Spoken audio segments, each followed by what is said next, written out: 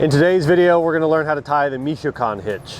So the Michoacán hitch is another climbing hitch.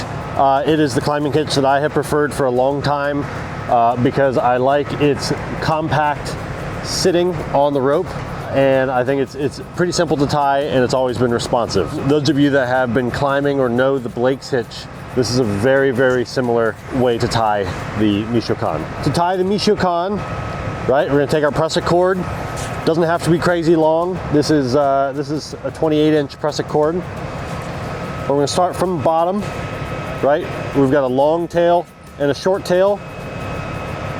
Put the short tail up against the climbing line, and then we're going to wrap counterclockwise up, like so.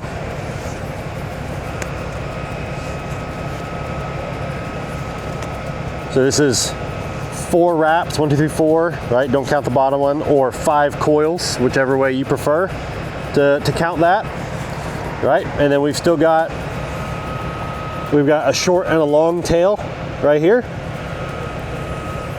Keep everything nice and neat and tight.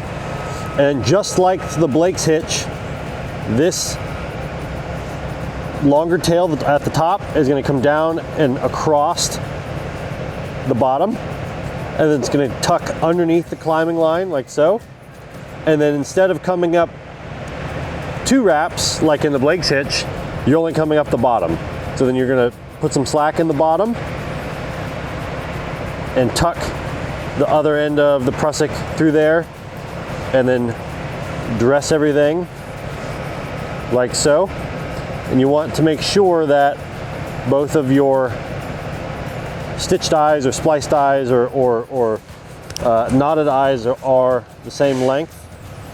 And you take your carabiner, your hitch climber pulley, whatever you are using, and there is your Michoacán hitch. This is much shorter than potentially a VT or a Valdotane Tress, which is a bit of a longer hitch. It's also very responsive, right? So both on ascent